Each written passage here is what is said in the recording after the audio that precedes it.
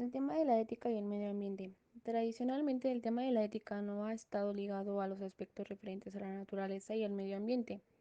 Las viejas cuestiones de la relación entre el ser y el deber, la causa y el fin, la naturaleza y el valor, que son el dominio de la ética, han estado circunscritas a una esfera en donde ha quedado excluido el tema del medio ambiente.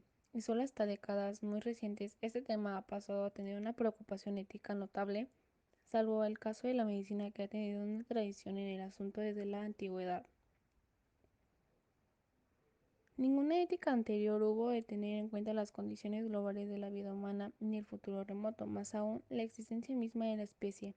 El hecho de que precisamente hoy estén en juego esas cosas exige una palabra, una concepción nueva de los derechos y deberes, algo para lo que ninguna ética ni metafísica anterior proporciona los principios y menos aún una doctrina idealista. En este punto, que aparece al principio de la responsabilidad como elemento de base para considerar una nueva ética, porque ya no se trata de que los hombres hagan las cosas con la diligencia de deber cumplir, del deber cumplido. De lo que se trata es de que los las hagan con responsabilidad, es decir, teniendo en cuenta la existencia de la naturaleza. Las acciones incluyen al presente y al futuro. Ese es el futuro indeterminado más que el espacio contemporáneo de la acción, el que nos proporciona el horizonte significativo de la responsabilidad.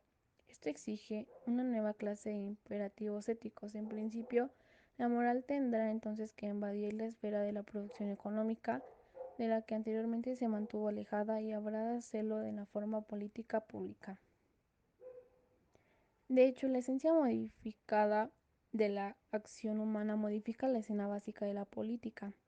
En síntesis, la ética que tiene que ver con el medio ambiente es la ética de la responsabilidad, tal como ya se ha dicho, es una responsabilidad con el futuro.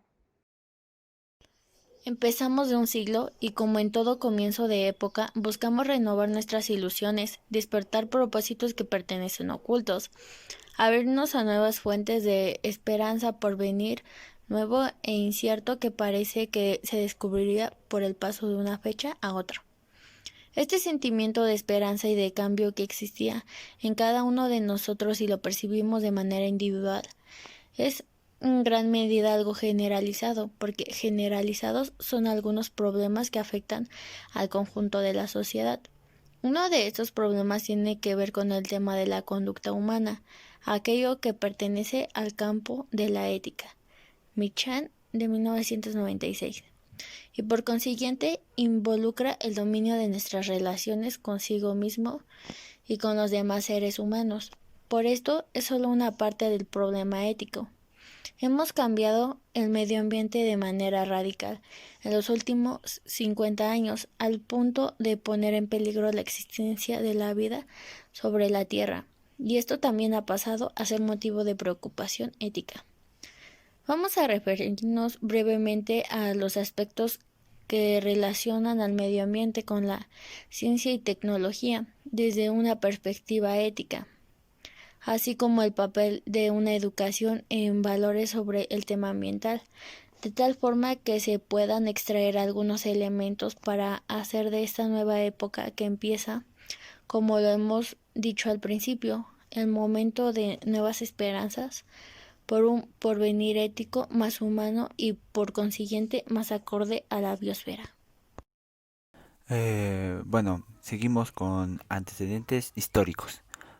Bueno, los antecedentes históricos, el tema ambiental está íntimamente relacionado con el tema de desarrollo científico tecnológico y en particular con la concepción de este desarrollo. No pretendemos decir con esto que el origen de los problemas ambientales esté asociado y únicamente exclusivo al tema de la ciencia y la tecnología. Con gran responsabilidad he dependido de las formas de la explotación económica de la sociedad, tanto de los sistemas capitalistas como socialistas, o bien de los valores que la persona tienen enfrente a la naturaleza en cuanto amos y poseedores que le permiten su fructurar de ella. Es decir, vamos a tomar como eje de análisis el tema de desarrollo científico tecnológico. pero debe de quedar claro que no es el único factor que explica el tema medioambiental que actualmente se vive. De manera creciente en la década de los años 60 del siglo XX se presenta la movilización social por el tema ambiental en el mundo. Por ejemplo, con el protesta de los estudiantes norteamericanos sobre el uso de napalm en la guerra del Vietnam, con la protesta social por la carrera armamentista en la llamada Guerra Fría. La preocupación por el uso de la energía atómica para la producción de energía eléctrica, teniendo en cuenta los primeros accidentes de centrales nucleares que se empezaban a presentar y en general en todos los cuestionarios y aplicaciones del conocimiento científico que los jóvenes y diversos sectores sociales hicieron en Estados Unidos y en Europa y aún en América Latina, tal como se pretendía, como por ejemplo de los primeros trabajos de Ernesto Sabato y Amílcar Herrera al sur del continente de la óptica, por buscar un espacio de desarrollo tecnológico más adecuado para los países de Latinoamérica y para los latinoamericanos. De esta protesta social surgió el movimiento ambientalista y también el hipismo, movimientos que renovaron la esperanza a la sociedad más allá de la percepción optimista que tenían los gobiernos con el uso de la ciencia y tecnología como fuente de solución los problemas ámbitos por haber y por haber.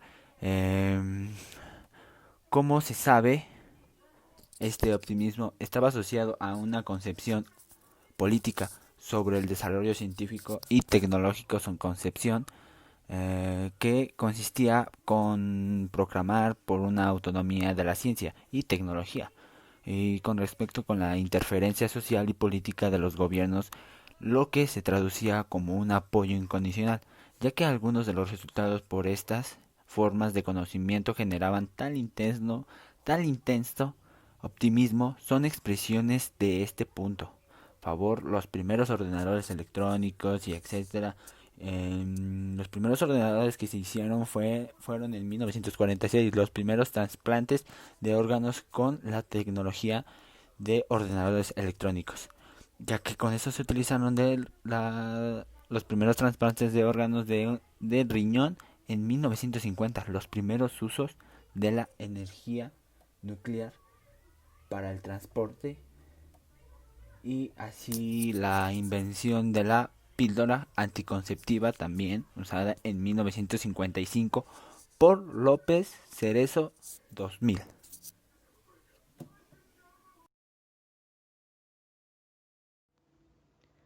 Por último, se ha planteado que con el modelo del desarrollo científico-tecnológico que se propició desde mediados del siglo XX, se rompió la relación que se tenía con el medio ambiente en los niveles tradicionales. Esta situación se manifestó con las catástrofes ambientales rechazadas por la sociedad desde la década de los años 60.